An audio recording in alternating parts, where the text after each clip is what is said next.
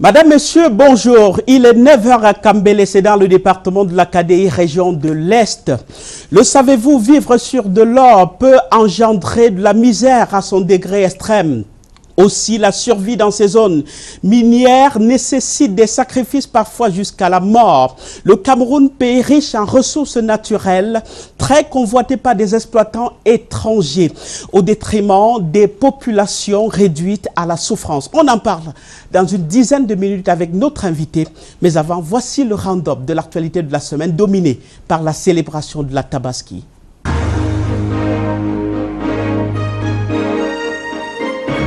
C'est l'ambiance habituelle des grands jours de fête à la grande mosquée de Tinga à Yaoundé. Le spectre de la Covid-19 semble s'éloigner peu à peu. Toutes les rues qui entourent la mosquée sont investies dès 6 h ce mardi par une multitude de fidèles d'Allah. C'est la plus grande fête musulmane, la Tabaski.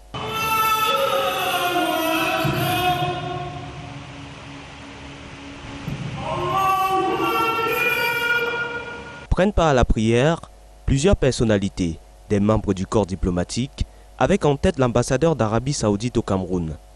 L'imam principal déroule son sermon avant de procéder à l'acte rituel. Le sermon de ce jour porte essentiellement sur 4 points. Le rapport social, parce que la religion nous oriente comment vivre avec les hommes. L'importance de paix, de sécurité. La fête du sacrifice est l'occasion d'implorer la paix d'Allah sur le Cameroun en ces temps troubles. Nous implorons l'Éternel pour qu'il érige des digues de protection, des barrières, pour protéger notre nation contre toutes les agressions dont nous faisons l'objet aujourd'hui. La prière que toutes les autres confessions religieuses vont aider aussi à ramener la paix dans notre pays. Je pense que dans cet état de situation que nous vivons, nous devons encourager toutes les Camerounais, ceux qui sont dans la région du centre, à continuer à prier avec les musulmans pour la paix, pour que la paix revienne au Cameroun. En signe d'amour et de vivre ensemble, des chrétiens abordent ce jour leur plus belle gandoura pour souhaiter bonne fête du sacrifice à toute la communauté musulmane.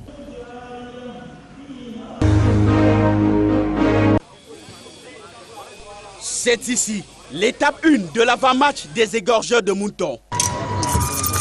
Un atelier de limage de couteaux au pic de l'activité au quartier Briqueterie à Yaoundé.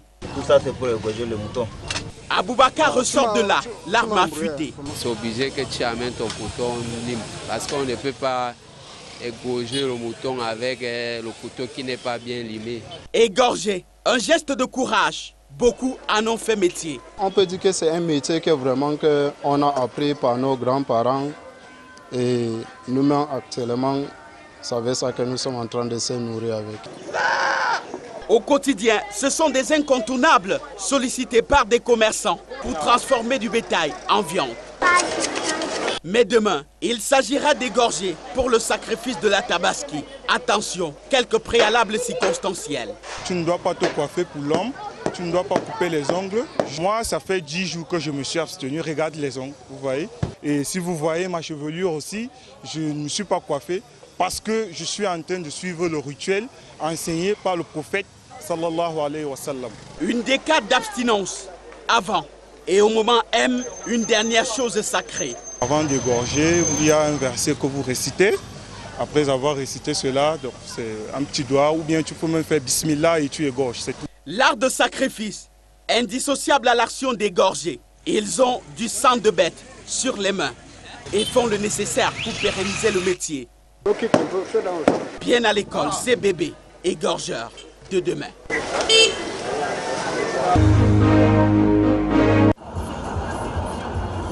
Carnaval nocturne sous une ville de Yaoundé dominée par la Tabaski. 3 vers le quartier Briqueterie, le fief de célébration autour des braises. Le trop-plein oblige à se passer des chaises et du cadre habituel circonscrit. Nul n'arrive là s'il n'est carnivore et buveur de la célèbre boisson chaude, le tchaï. On a vu les chais à la brique, mais nous sommes ici là pour prendre les pots avec les frères, les beaux-frères. On fait comme ça là pour y aller rentrer à la maison. Pour certains, la nuit est encore longue. Balade au creux de cette nuit mouvementée. Les rues comptent à chaque coin 0 coin des fêtards. La poste centrale, souvent l'un des lieux de convergence, est plutôt déserte. Pour cause, la police refoule à chaque tentative d'y accéder. Et ça choque. Ça nous dérange quand même, parce que on a le seul milieu ici, seul lieu que là où on doit se rassembler pour prendre les photos, pour rendre heureuse. On n'a pas un autre endroit là où aller. Sans pitié, c'est une instruction reçue pour éviter des débordements. Le refuge trouvé par défaut, ce sont des abords. Quelques traversées forcées, en groupe, en duo ou en singleton qui gâchent le programme établi. Interdiction amère. L'on pense ici que la seule présence policière régulerait. Ça va empêcher les agressions, les voleurs, les trucs comme ça. Mais quand il n'y a pas les policiers, il y aura la désordre. Parce qu'il y a les petits-enfants qui se baladent. Si on les voit ici, là, ça fait peur aux gens qui font les mauvaises choses. Il y en a déjà péché par les forces de l'ordre en flagrance. Autre escale, rond-point Loncac, jardin en libre cours. Des enfants y trouvent le bon substitut de manège et des photos à tout coin. Un studio photo ambulant qui cherche client. Photo. Les concurrents, ce sont des téléphones. Au moins même 15 personnes qui entrent au jardin et ils ont que les téléphones Android. Hein? Que faire? Nous on est là maintenant, là, on fonce seulement pour ramasser les rescapés. L'essentiel est de marquer l'événement par un souvenir et à chacun son poster. Des prix en béton, assurance n'a pu être donnée par le ministre du Commerce au bout pourtant de 10 heures chrono d'âpres concertations au cours desquelles le verbe aura été parfois haut. Et heureusement, le consensus, ciment de la discussion. Concernant notamment les matériaux de construction, et les principales conclusions auxquelles nous sommes parvenus, c'est que nous allons ouvrir des discussions de fond. Les prix des matériaux de construction ont en effet, depuis le 1er juillet, connu une flambée. Après le coup de sang récent de Luc Magloire Bagatangana à l'égard de l'un des cadres du secteur, la concertation de ce jour a donné à taper sur le même clou, mais avec l'ardeur en moins. La variable d'ajustement n'est pas toujours celle du prix. Peut-être qu'il peut y avoir également une forme d'accompagnement des pouvoirs publics à définir. Mais en attendant, on ne peut pas discuter comme ça à partir du fait accompli. C'est le fait accompli que nous refusons. Normalement, le sac de ciment 42,5, le plus prisé dans les constructions au Cameroun, est plafonné à 4 900 francs CFA. Mais depuis la crise sanitaire liée au Covid-19, il est passé de 4 600 jusqu'à 5 200 francs par endroit. Les opérateurs promettent d'œuvrer à arrêter la saignée. On a eu une bonne discussion et on a très clairement essayé de trouver des solutions au problème actuel qui est très simple. Aujourd'hui, le prix des matières premières à l'entrée du Cameroun a doublé. Voilà, donc des discussions, vous imaginez bien des bonnes discussions. De temps en temps, le ton qui monte un peu parce que chacun veut défendre un petit peu sa filiale, mais on sort avec une résolution claire. Pour l'instant, rien ne change. C'est-à-dire qu'on s'engage tous au statu quo. Nous avons convenu ensemble que les prix ne seront pas augmentés. Bien qu'une négociation soit ouverte auprès du ministre du Commerce, nous continuons à travailler en maintenant les prix.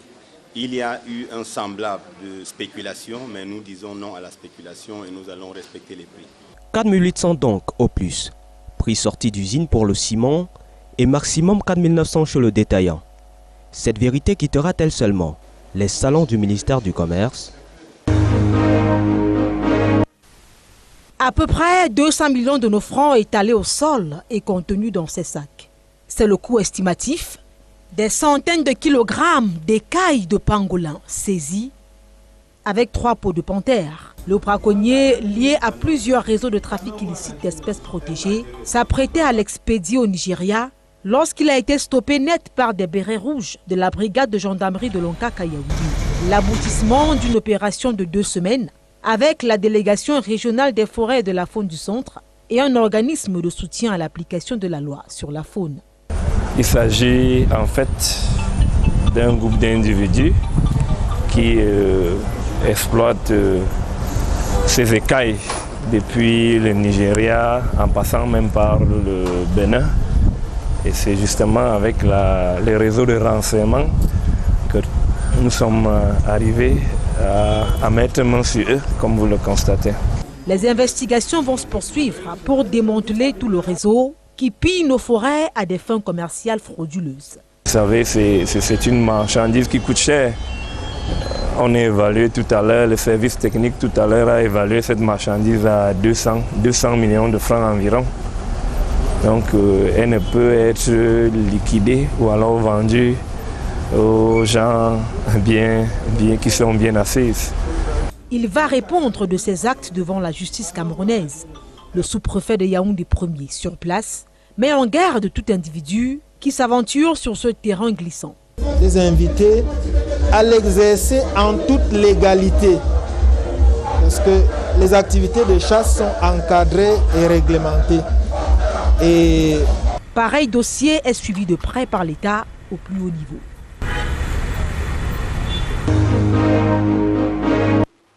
L'étude a été menée dans une trentaine de forêts communautaires à Doumé et Dimako dans le Oignon, région de l'Est.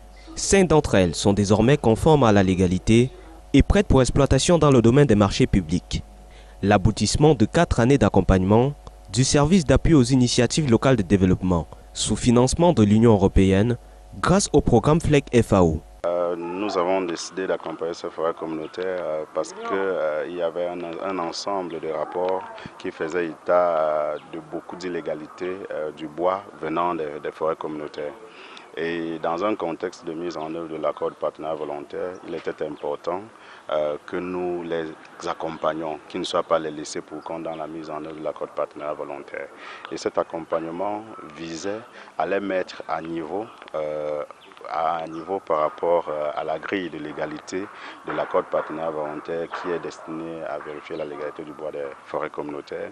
Et cette mise à niveau consistait à les accompagner à collecter, à avoir tous les documents légaux nécessaires. Le projet réparti en 3 phases a permis de former 10 gestionnaires à la réalisation des inventaires géoréférencés, la mise en place d'une brigade à eux dédiée, ainsi que la réalisation de 10 inventaires d'exploitation.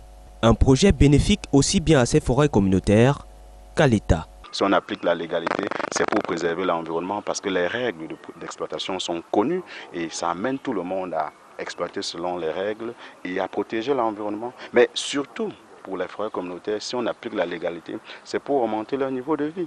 Ils auront un peu plus de revenus et sur cette base-là, ils pourront pourront mettre en œuvre un ensemble d'activités régénératrices de revenus dans leur communauté, ils pourront mettre en œuvre un ensemble de projets, d'œuvres sociales. Déjà en vue, la mise sur pied d'une structure permanente d'accompagnement des forêts communautaires, avec bien sûr le soutien de l'administration et des organisations non gouvernementales.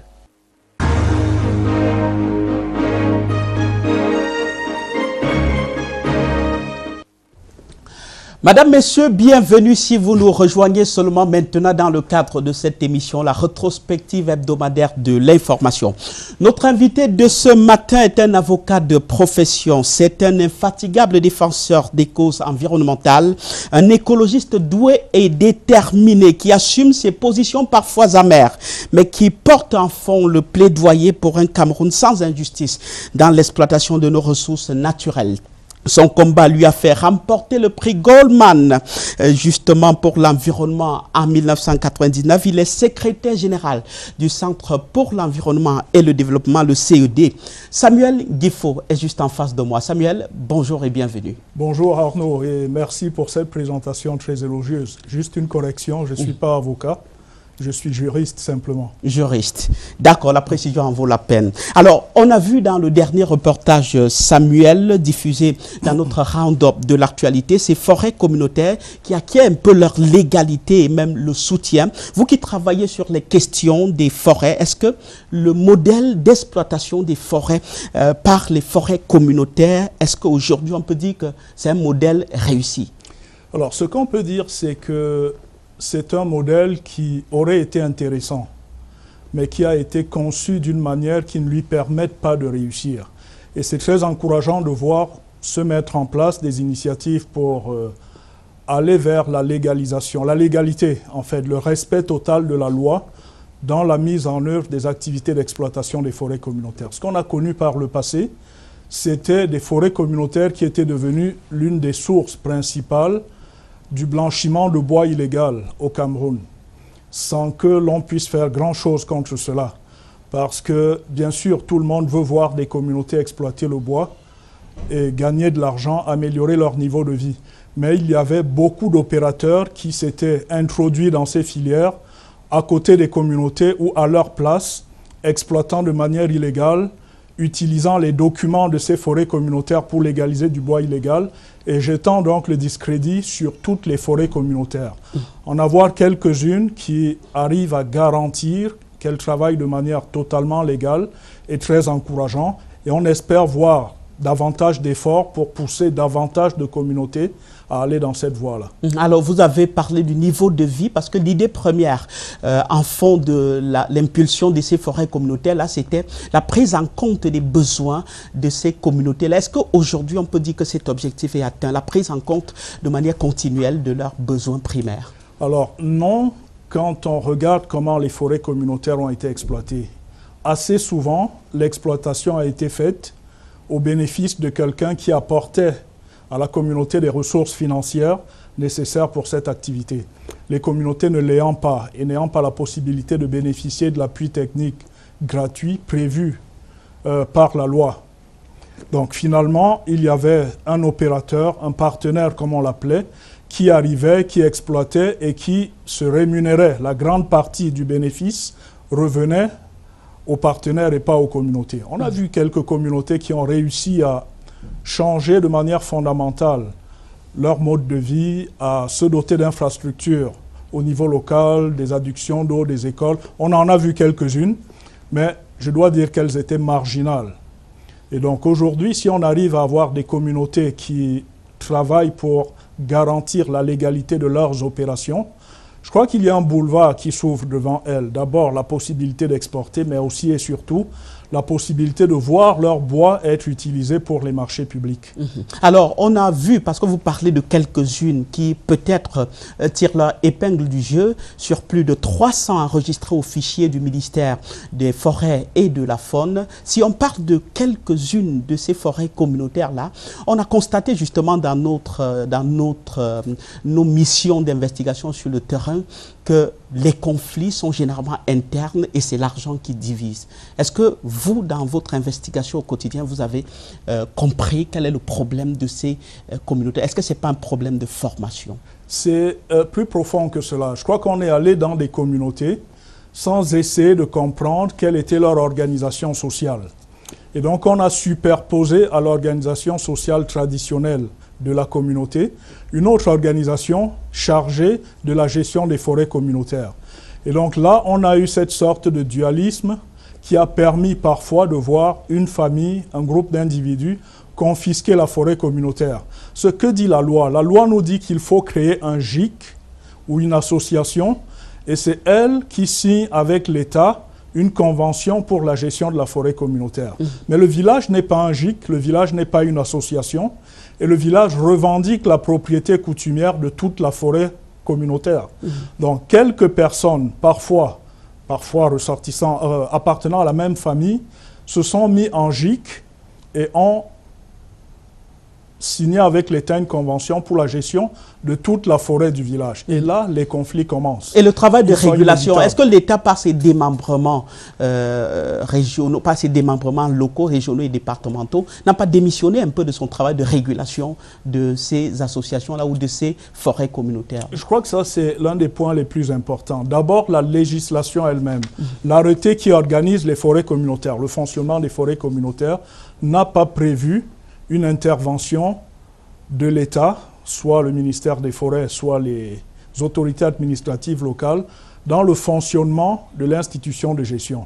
Donc on peut parfaitement avoir un GIC, une association, qui n'a pas de légitimité pour gérer la forêt communautaire, qui fonctionne et qui est en conflit avec le reste de la communauté sans que l'administration n'ait forcément le pouvoir de s'immiscer dans cette activité-là. On l'a vu quelquefois, et on a vu quelquefois des décisions, je dirais très courageuses, de quelques autorités administratives, comme c'était le cas récemment à Campo, où le sous-préfet et le préfet de l'Océan ont pris une décision pour préserver les ressources forestières et financières d'une forêt communautaire.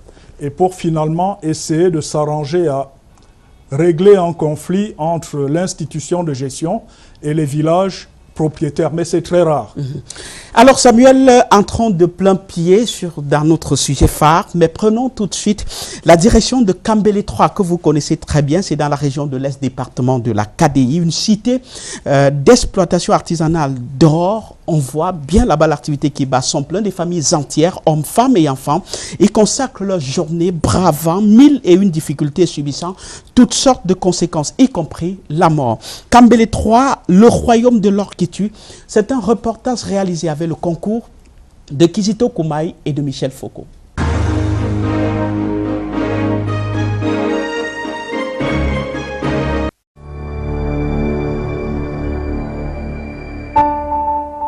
Vue d'altitude, une cité complètement dénudée.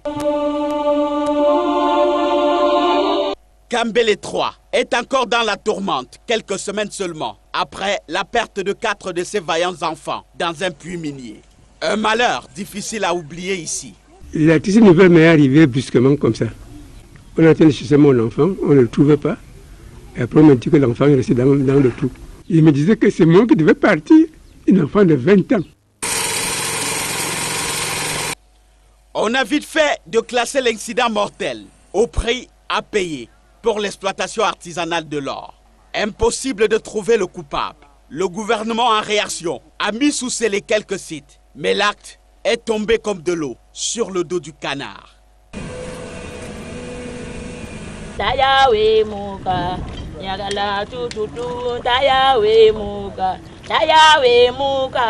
Une matinée de travail, comme chaque jour, au grand site du Koua. La survie ici est comme dépendante au courage déployé à la recherche du précieux métal. Les besoins vitaux sans cesse pressants. Quand l'homme a faim, vous ne pouvez plus le contrôler une seule minute. Là, je suis sûr. Et quand les enfants mettent de la pression, un père de famille, une mère à son mari, vous voyez ce qu'il doit donner. Hommes, femmes et enfants, tous au fourneau. Travail risqué, sans protection aucune. Le travail des enfants, véritable norme établie. Les femmes, loin des casseroles, mais plutôt à la guillotine. Ça ne va pas. Si on va voler pour payer non dans votre enfant à l'école, vous allez mettre 10 ans. C'est l'heure comme ça, la souffrance au royaume de l'or. Les trous qu'ils laissent, qui ne se font pas refermer, entraînent le développement des gîtes larvaires, dont on a aussi récurrence des cas de paludisme en grande quantité, l'insalubrité dans ces zones-là, les cas de diarrhée, de déshydratation chez les enfants tant que chez les adultes. La situation présente une extrême inquiétude ici à Kambélé 3. Des terres dévastées, creusées, fouillées, de l'or extrait en grande quantité, mais qui malheureusement n'apporte aucun impact sur cette contrée dépourvue de ses ressources naturelles. Au contraire, la misère y passe des beaux jours.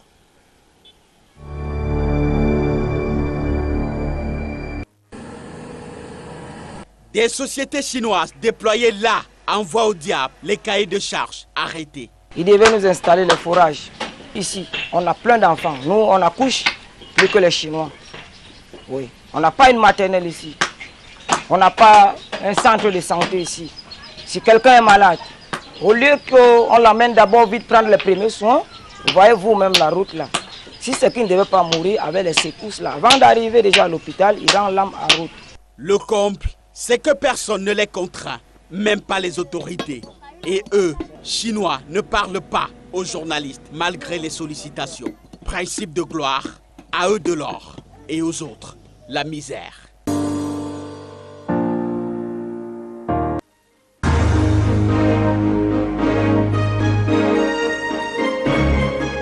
Alors Samuel, c'est un reportage réalisé après le drame du 31 mai dernier à Kambélé 3. 4 personnes y ont perdu la vie, 4 orpailleurs au moins, c'est ce que nous avons reçu sur le terrain. Quelles sont les dernières nouvelles que vous avez de ce site de Kambélé 3? Alors, ce qu'il faut dire, c'est d'abord que le drame du 31 faisait suite à un autre drame, oui, celui du 18 mai, qui était d'une envergure plus grande. Nous avons entendu parler d'une vingtaine de morts. par quelques sources, sans que cela puisse être confirmé. Alors, qu'est-ce qu'on peut penser quand on regarde cela? La première chose, c'est que ces deux accidents surviennent à une dizaine de jours d'intervalle, 2 semaines d'intervalle, et dans le même trou. Et je crois que c'est lourd de signification. La première leçon que l'on peut tirer, c'est qu'on n'a pas de mesures particulières pour assurer la sécurité des personnes qui descendent dans le trou.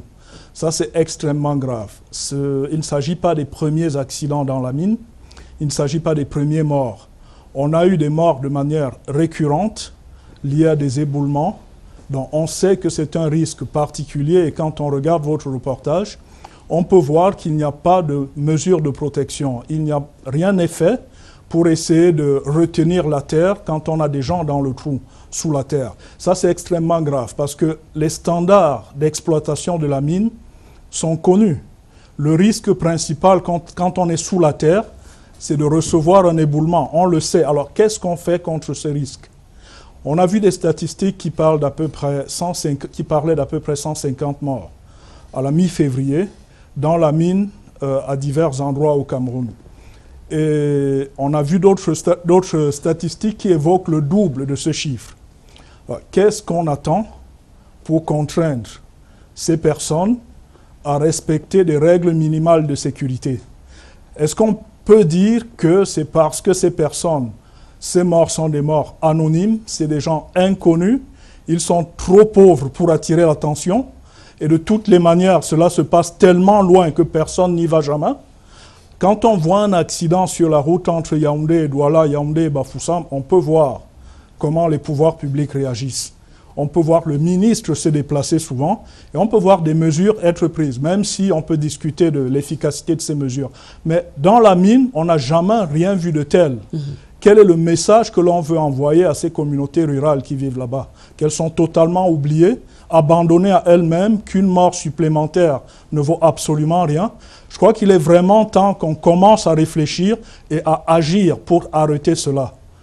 Alors, vous parlez d'au moins 150 morts recensés. Vous avez dit que ce sont les chiffres de mi-février. On a eu ces 4 morts le 31 mai. 2 semaines avant, c'était le 18, une vingtaine de morts. On comprend que la recherche de l'or est devenue pratiquement fatale. Quel est l'inconnu qu'on recherche pour déclencher justement les mesures drastiques qui visent à sécuriser les populations? D'abord, un mot sur les chiffres. Ce que nous apprenons en parlant aux gens sur le terrain, c'est qu'on comptabilise les corps que l'on trouve et on comptabilise les personnes disparues que l'on connaît, qui sont des ressortissants du village. Mais tous reconnaissent qu'on a également des gens qui viennent d'un peu plus loin que le village et qui ne sont pas forcément connus, qui n'ont pas d'attache dans la zone minière. Donc, une fois qu'ils disparaissent, il n'y a personne pour les chercher et ils ne sont pas comptabilisés parmi les recherchés. Donc, le chiffre que l'on donne, les 20 morts, les 4 morts, pour les communautés sur place, elles nous disent que c'est beaucoup plus que cela. Mais qu'est-ce qu'on cherche? En réalité, la question que l'on peut se poser, c'est que vaut l'or finalement? Qu'est-ce qu'on gagne à ce point pour accepter que des compatriotes aussi nombreux connaissent une mort aussi atroce? Qu'est-ce qu'on gagne dans l'exploitation de l'or? Alors, regardons des chiffres. D'abord, disons que l'or se vend très bien, mais regardons les chiffres. En 2018, la production déclarée au Cameroun, production officielle, était de moins d'une demi-tonne, moins de 500 kilos d'or. Ça, c'est la production déclarée.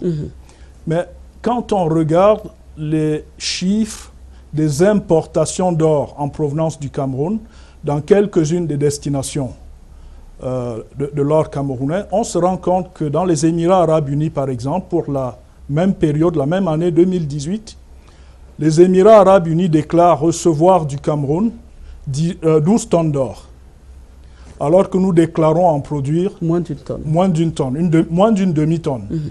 Alors, 2 questions qui se posent. Est-ce que la production au Cameroun est supérieure, la production réelle est supérieure à la production déclarée? Une réponse évidente, oui. Oui. Est-ce que, la deuxième question, est-ce que la production au Cameroun représente 12, 15, 20 tonnes? On pourrait être tenté de dire peut-être pas, mais on n'a absolument aucune certitude. Et là aussi, on peut tirer quelques leçons. La première leçon, c'est que nous ne sommes pas en mesure, comme État, de contrôler de manière efficace la réalité de la production dans les permis que nous attribuons. C'est extrêmement grave, parce que cela veut dire qu'une partie importante de l'or qui appartient au Cameroun sort de notre pays sans profiter ni aux communautés locales, ni aux communes locales, ni au trésor public. Rappelons-nous que la seule raison pour laquelle on exploite l'or dans notre pays, c'est pour pouvoir contribuer au développement. On espère que cette ressource, les revenus générés par cette ressource nous aideront à contribuer au développement. Mais les défaillances du contrôle permettent que la plus grande partie de l'or camerounais sorte de notre pays sans être contrôlé et donc sans rapporter quoi que ce soit. Mais dans le même temps, nous payons le prix environnemental, nous payons le coût social.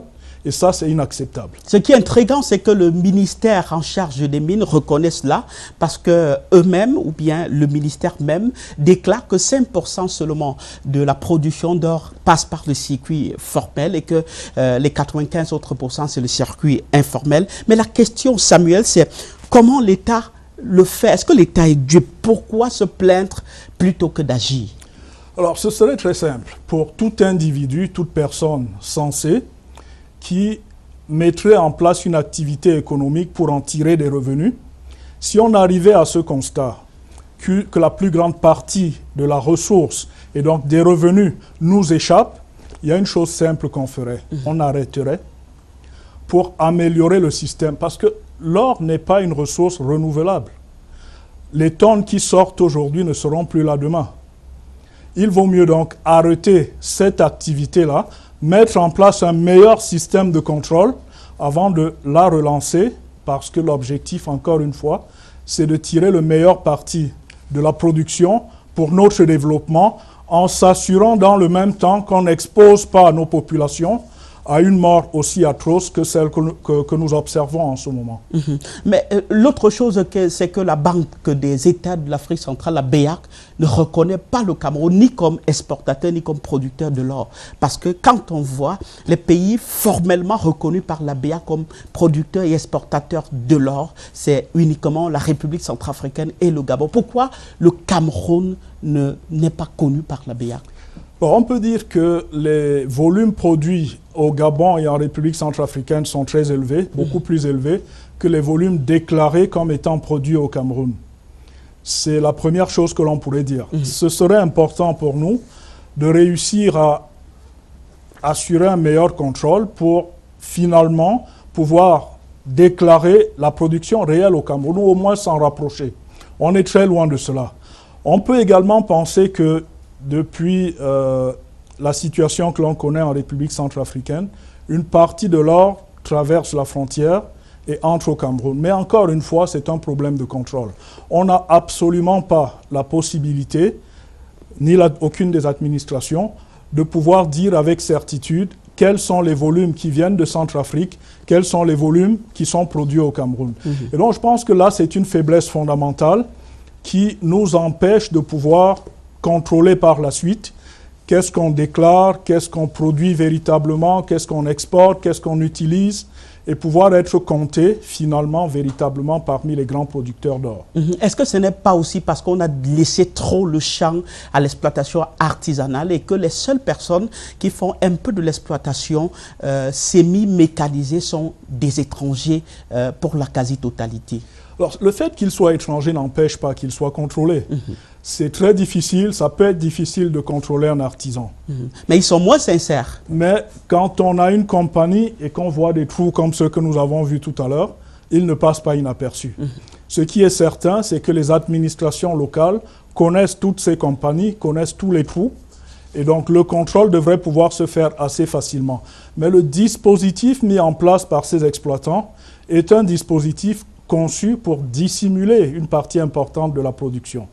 Regardez ce qui se passe. Le gravier est collecté, il est concassé et il est amené à l'intérieur de la base. Le tri ne se fait que par ces opérateurs-là, en l'absence des ouvriers camerounais et en l'absence surtout de l'administration. Elle ne peut donc, l'administration, déclarer que ce qu'elle reçoit comme étant statistique fourni par le producteur. On ne devrait pas se fier à cela. C'est totalement irréaliste. Alors, les nationaux se sont jetés à un moment ou bien se sont engagés à un moment, il y a moins de 2 ans, à travers la société qu'ils ont appelée Codias SA pour l'exploitation minière. Ils avaient annoncé 40 milliards d'investissements. Est-ce que vous avez encore une idée de ce projet? Où en est-on? Alors, quand on regarde sur le site, ce qu'on voit, on est très loin de 40 milliards d'investissements. Ce que l'on sait également, et pas seulement de cette compagnie, ce que l'on sait de beaucoup de compagnies camerounaises, c'est qu'assez souvent, elles se mettent en partenariat avec des opérateurs étrangers et parfois, elles ne contrôlent pas véritablement ce qui se passe sur le terrain. On l'a vu avec quelques compagnies camerounaises et là aussi, c'est quelque chose qui peut être mieux contrôlé par l'État. On peut essayer, si on le souhaite, de s'assurer qu'on fasse émerger une véritable classe d'opérateurs camerounais, de sociétés camerounaises qui produisent de l'or, et pas seulement qui produisent sous le couvert de compagnies étrangères. On est en train de perdre totalement le contrôle de ces secteurs et de laisser la production de l'or être contrôlée par des étrangers, de laisser surtout la partie la plus importante des revenus tirés de ce secteur s'évader loin de notre pays et surtout très loin du trésor public. Alors, pour cette société-là, il y avait une implication avérée du régulateur qui est le ministre en charge des mines parce qu'il en était président du conseil d'administration. Vous avez considéré ça comme un atout ou comme une entrave? Bon, on peut penser qu'avoir une compagnie dans un secteur dont le ministre du secteur est président du conseil d'administration, ça peut être une bonne chose parce que cela peut permettre un meilleur contrôle de l'administration. Mais ça peut également être perçu comme une possibilité d'entrave à la concurrence. Parce que si on a le ministre qui est en quelque sorte partie prenante de l'une des compagnies, pour les autres, le message peut être de dire il y aura une sorte de concurrence déloyale. Mais n'ayant pas vu fonctionner cette société, on ne peut pas dire si c'est l'un ou l'autre des cas. Alors, l'État vient de créer ce qu'on a appelé la Société des mines, la Sonamine. Quel est l'espoir que vous, acteurs de terrain, avez de cette société-là? On attend de voir comment la Sonamine va fonctionner. Ce que l'on peut dire, c'est que les défis sont extrêmement importants. Et ce qu'on a compris, c'est que le modèle de la Sonamine, c'est un peu la SNH. Les questions que l'on se pose sont nombreuses. Et la première, c'est à partir de quelle échelle est-ce que la Sonamine sera active? Est-ce qu'elle sera présente dans le contrôle de sociétés ou investissant à côté, dans le capital de petites sociétés comme celle que l'on vient de voir à Kambele 3, ou est-ce qu'elles entreront simplement dans le capital des sociétés les plus grandes? Rappelons-nous, au Cameroun, environ 25% de la superficie totale du territoire est couverte par des permis miniers. Donc, permis de recherche ou permis d'exploitation. La plus grande partie, c'est des permis de recherche. Mais si on parle d'à peu près 25% de la superficie du territoire national, ça donne une idée de ce qu'il faudra avoir comme taille pour la Sonamine pour arriver à assurer de manière efficace à la fois son implication dans les compagnies et le contrôle qu'il faudrait avoir. Donc c'est un défi important et on attend de voir comment la compagnie arrivera à satisfaire cela. L'État d'abord se préoccupe du bien-être des populations, mais on a regardé sur d'autres reportages référentiels pour cette émission. On a vu justement la misère des populations pourtant qui sont nées sur l'or. Qu'est-ce qui expliquerait ce genre de choses, Samuel Guifo? Alors c'est totalement inexplicable parce que ce qu'on sait, c'est que la responsabilité de l'État, c'est de s'assurer du bien-être de ces populations, s'assurer de leur protection et de leur bien-être. Et là, ce que l'on voit, c'est des communautés totalement abandonnées à elles-mêmes face à des exploitants dont on nous a dit que dans certains cas, elles ne respectent pas le cahier de charge. Mais regardons le cahier de charge. On parlait de mettre quelques points d'eau, une école maternelle. Si on compare ce qui était attendu et qui finalement n'est pas fait, point d'eau, école maternelle, avec les dégâts qui sont causés, on voit que c'est totalement insignifiant. Mais jusque-là, ce n'est pas fait. Alors, on a l'impression que l'État a démissionné. dans ces zones-là et dans ce secteur-là. Est-ce que c'est un secteur qui fonctionne de manière totalement autonome? C'est les questions que l'on peut se poser. Souvenons-nous également qu'en plus des morts que nous voyons, il y a des morts lentes qui sont préparées. On utilise des substances interdites. On utilise du mercure que l'on reverse dans les rivières. On utilise de l'arsenic qui est un poison. Le mercure cause des cancers. L'arsenic tue. Mais on permet que cela soit utilisé et on voit des enfants utiliser cela. Tout le monde le sait. Vous avez pu le voir en y allant sans préparation. Donc, toute mission de quelque administration que ce soit, y allant, verra la même chose que ce que vous avez vu. Pourquoi cela perdure? Pourquoi cela ne s'arrête-t-il pas? C'est très difficile de comprendre cela et personnellement, je n'ai pas d'explication. Il se dit, ça c'est des informations que j'ai recueillies sur le terrain à travers des populations qui vivent cela au quotidien. Il se dit que c'est le beefsteak du ministre et ses collaborateurs. Tant que la société en charge de l'exploitation envoie le paquet du patron, le reste, ce n'est pas son problème. Il s'en fout des populations. Est-ce que vous avez les mêmes témoignages? Alors j'ai l'impression que autour de la mine et ce qu'on a vu, il y a plusieurs ministères ou plusieurs administrations qui sont interpellées. D'accord, on dit c'est le ministre des Mines, je suppose. Commençons par lui, alors, parce que vous... Que dit-on du ministre de l'Environnement, du ministre de la Santé, des responsables de la sécurité, la police et la gendarmerie? Que dit-on de l'administration territoriale? Tous auraient quelque chose à faire là-bas. Et tous pourraient... tous seraient compétents, s'ils le souhaitaient, pour faire quelque chose là-bas. Nous avons par exemple rencontré le délégué départemental de l'environnement là-bas qui dit n'avoir aucune information relativement aux concessions qui sont données aux entreprises qui exploitent de l'or là-bas, même pas une copie de cahier de charge. Est-ce que cela n'est pas un peu la démission de l'État comme vous disiez tout à l'heure? Alors c'est possible qu'il y ait quelques difficultés dans la coordination interministérielle, mais parlant d'environnement, quand on y va, on peut tout de suite voir des cours d'eau dans lesquels toute la faune aquatique est morte du fait des déversements de substances interdites. Et ça, c'est interdit par la législation. Et c'est même peut-être que c'est une révélation que je fais, mais l'une des lois les plus sévères au Cameroun, c'est une loi sur l'interdiction du déversement de déchets toxiques et dangereux dans la nature. Et c'est une infraction qui est punie de la peine de mort. La loi est encore en vigueur. Donc on ne peut pas nous dire qu'on ne peut pas agir. Je ne souhaite pas la peine de mort et je ne veux pas qu'elle soit appliquée. Mais je veux dire que le dispositif législatif existe pour que l'administration de l'environnement puisse faire son travail, même sans avoir une copie des permis. Il suffit de pouvoir dire qui est l'auteur des déversements pour pouvoir l'interpeller. Et cela ne se passe pas. Alors, il y a par exemple ces trous, on a vu une cité complètement dénudée, des trous parfois très profonds. Vous connaissez un peu comment se présentent des champs miniers. L'autre règle qu'on connaît dans l'exploitation, c'est justement la régulation de la surface après exploitation. Encore une fois, ce contrôle-là n'est pas fait et personne ne se gêne.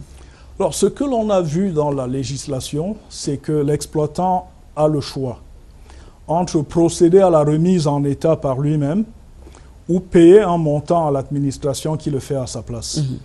Est-ce qu'il paye un montant à l'administration qui ne l'a pas fait ou est-ce qu'il ne paye pas et ne le fait pas? Ça, c'est des questions qu'il faut se poser. Mais pour les communautés sur place, la conséquence est la même. On cohabite désormais avec des trous dans lesquels des enfants tombent. Il est extrêmement difficile de se promener dans son village et là, c'est inacceptable. On a vu ces enfants dans les trous, on a vu ce chef de village qui disait « On ne peut pas arrêter des gens qui sont attirés par l'or ». Mais ce qu'il a oublié de dire, c'est que les trous que l'on a vus privent les villages de terres arables pour l'agriculture. Et finalement, l'argent de l'or partant avec les exploitants et les terres agricoles disparaissant avec l'exploitation, qu'est-ce qu'on leur laisse? C'est quoi leur avenir? Rien du tout. Alors, qu'est-ce qui se passe? Pourquoi l'État ne fait pas ce qu'il y aurait à faire pour s'assurer que l'agriculture, au moins, qui pourrait leur permettre de se nourrir, puisse être restaurée dans ces régions-là. Après le drame du 31 mai dernier, le ministre en charge des Mines a suspendu l'autorisation d'exploitation de l'entreprise justement concessionnaire du site où est survenu l'incident pour non-respect des normes d'exploitation, non-respect des règles de sécurité et même environnementales. Est-ce que pour vous, c'était la décision à prendre? C'est ce qu'il faut faire, il faut arrêter. Mais il aurait fallu aller un peu plus loin. Parce que la suspension, la mise sous scellé que l'on a observée et qui n'a duré qu'un jour, enfin les scellés sont restés, mais l'exploitation s'est poursuivie sous scellé, ce qui est également une infraction grave. Mais il aurait fallu aller un peu plus loin. Suspendre effectivement l'exploitation, mettre sous scellé, conduire une enquête et essayer de comprendre qu'est-ce qui se passe finalement. Parce que pour moi, c'était l'électrochoc qu'il fallait. 2 accidents aussi graves dans un délai de 2 semaines, dans le même trou. Je croyais que c'est ce qui allait permettre que finalement on ait une véritable réflexion sur les accidents dans la mine. Mais aujourd'hui, 1 mois et demi plus tard, on a l'impression que tout est terminé et que la vie reprend là-bas, avec tous les risques pour les populations. Alors qu'est-ce qu'on attend? Qu'on ait 1 millier de morts dans la même journée, c'est incompréhensible. Alors la suspension est prévue sur 6 mois. L'État a donné, à travers le ministre des Mines, justement, a donné un certain nombre de prescriptions qui devraient conditionner la reprise d'activité. Mais sur le terrain, on constate que ce n'est effectivement pas ce qui est prescrit qui est fait. Alors c'est une violation d'une décision ministérielle. Quelles sont les conséquences pour la compagnie? C'est l'autorité de l'État qui est bafouée. Est-ce qu'on l'accepte qu'une petite société défie l'État? J'ai l'impression que c'est ce qui se passe et qu'on accepte de vivre avec ça. L'étape suivante, ce sera laquelle? Parce que vous-même, vous l'avez dit, il y a d'un côté les règles qui sont bafouées, il y a de l'autre un certain nombre de laxisme qu'on observe de la part des populations. Une entreprise qui est sous scellé, qui continue le travail, les règles prescrites pour la reprise d'activité ne les concernent pas. Comment est-ce que finalement, vous qui êtes acteur de terrain, qui observez et qui proposez, qui plaidez pour la cause des populations, comment vous agissez face à cet état de choses? On essaye de tirer la sonnette d'alarme, de dire qu'il est important de tirer les leçons de ce qui s'est passé dans d'autres pays. On a vu de grands pays miniers qui ne profitent pas de la ressource minière, des revenus de la mine. Et on pense qu'on devrait pouvoir tirer les leçons de ce qui s'est passé dans ces pays pour construire dans notre pays un système plus efficace. On est là sur la petite mine. C'est de la mine artisanale semi-mécanisée. Donc, on est à très petite échelle. Et on voit déjà des actes qui défient totalement l'autorité de l'État en toute impunité. Qu'en sera-t-il demain quand on aura en face de nous de très grandes compagnies? Est-ce que les choses seront différentes? On n'en a pas l'impression. Est-ce qu'il ne faut pas aujourd'hui asseoir l'autorité de l'État dans ce secteur avant d'avoir demain de plus grandes compagnies qui arrivent? Quel est le futur que nous voyons? Quel est l'avenir que nous voyons pour le secteur minier dans notre pays? Encore une fois, 25% du territoire national à peu près sont recouverts de permis miniers. Est-ce qu'on veut reproduire ce que nous voyons sur 25% de notre territoire? Ou est-ce qu'on veut dès aujourd'hui affirmer quel va être le rôle de l'État aux côtés de ces populations pour la protection de leurs droits, la protection de l'environnement? Quel va être le rôle de l'État dans la surveillance et le contrôle de l'action des compagnies? Quel va être le rôle de l'État dans la collecte des revenus tirés de l'exploitation pour que ces revenus financent le développement de notre pays? Si on n'envoie pas un message suffisamment clair et ferme aux exploitants, ce que l'on aura, c'est des exploitants qui viendront dans le même esprit. Ils seront plus grands, mais ils viendront dans le même esprit et on aura beaucoup de mal à tirer le meilleur parti du secteur minier dans notre pays. L'autre chose assez importante à laquelle on devrait réfléchir, c'est justement cette relation très conflictuelle entre les exploitants et les populations qui voient justement leurs terres bradées, les exploitants qui ne cèdent aucune caprice à ces populations-là. Qu'est-ce que vous y comprenez, vous? Alors, ce que je comprends, c'est qu'on a un acteur qui arrive de l'extérieur, qui trouve une richesse qui se trouvent sur les terres des communautés, des terres sur lesquelles elles revendiquent une propriété coutumière. Là-bas, ce que les communautés disent, elles disent c'est leur or, c'est notre or, parce que c'est sur nos terres. À raison ou à tort? Alors, on peut discuter. Mais ce qu'elles nous disent, quand on lit la loi nous dit toutes les ressources du sous-sol appartiennent à l'État. Mais sur place, les gens nous disent, ah, l'État y est arrivé en 1960 et nos parents étaient là depuis bien plus longtemps que ça. Donc on peut le discuter. Mais le but n'est pas de dire qui a tort et qui a raison. C'est simplement de dire que ces communautés voient des gens arriver, tirer de la richesse de leur sol et les laisser plus pauvres qu'avant. Moins nombreux parce qu'il y a des morts, plus malades parce que on les a utilisés dans de très mauvaises conditions dans les trous, on les a pollués de produits dangereux et interdits. Et donc, au moment où on part, on n'a plus de terres agricoles, on a des trous partout, c'est extrêmement dangereux, on est moins nombreux qu'au moment où on commençait l'exploitation. C'est ça ce qu'elle voit, et c'est pour cela qu'elle s'oppose. Elle voit la richesse sortir de chez elle et la richesse partir sans que rien ne reste. C'est ça le véritable problème. Alors, et votre plaidoyer à vous, vous qui êtes les observateurs, qui êtes des acteurs de terrain, est-ce que vous pensez avoir changé quelque chose?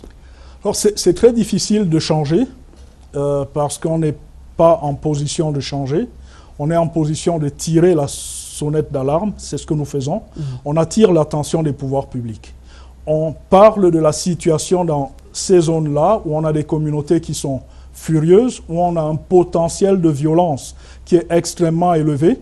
Vous avez souvent entendu parler de patrons qui ont été tués par des ouvriers, après avoir eux-mêmes tué des ouvriers qui se révoltaient. Donc, le potentiel de violence est là, il est très fort. Et il faut faire attention à cela. Parce que l'embrasement peut arriver assez rapidement dans un chantier ou dans un autre. Et il faut faire attention, il faut véritablement faire attention à cela. Surtout quand on regarde le nombre d'arrondissements concernés par l'activité et le fait que partout, dans tous les chantiers, les ouvriers se plaignent, les riverains se plaignent. Donc là, il faut faire quelque chose le plus rapidement possible. Nous tirons la sonnette d'alarme, nous proposons des solutions, et dans ce cas précis, ce que nous disons, c'est qu'il faudrait faire une pause. Alors, il faudrait d'abord ne plus attribuer de permis. Quand on a d'un côté l'État qui a presque démissionné, on a de l'autre vous qui êtes des observateurs qui plaidaient au quotidien, mais qui n'avaient que ça. Comment est-ce que les populations devraient agir? Alors, on ne dit pas qu'on n'a que ça, il y a des actions qu'on pose. Par exemple, les morts. Ceux du 18 et ceux du 31 mai. L'affaire était terminée. Donc, on a un avocat sur place en ce moment qui, à côté des familles, travaille pour déposer une plainte pour que justice soit rendue. Les corps ne reviendront pas à la vie, je le concède. Mais au moins, on veut pousser les compagnies à comprendre que le temps de l'impunité est terminé. Il faut qu'elles comprennent qu'à chaque fois qu'il y aura un mort, il y aura un avocat à côté de la famille des victimes pour demander réparation. Alors, il faudrait pour cela, pour éviter cela, qu'elles prennent des mesures de sécurité beaucoup plus importantes que celles qui existent aujourd'hui. Merci Samuel Guifo, secrétaire général du Centre pour l'environnement et du développement, d'être venu échanger avec nous dans le cadre de cette émission, la rétrospective de l'information. C'est moi qui vous remercie, Arnaud, de m'avoir invité et de permettre de jeter un regard, de permettre à l'opinion de comprendre ce qui se passe à Kambélé 3 et dans tous les autres sites d'exploitation artisanale semi-mécanisée dans notre pays. Madame, Monsieur, nous espérons vous avoir édifié. Merci de votre fidélité renouvelée. Rediffusion de ce programme, ce sera demain lundi lorsqu'il sera 9 h. Excellent dimanche dans la paix du Christ.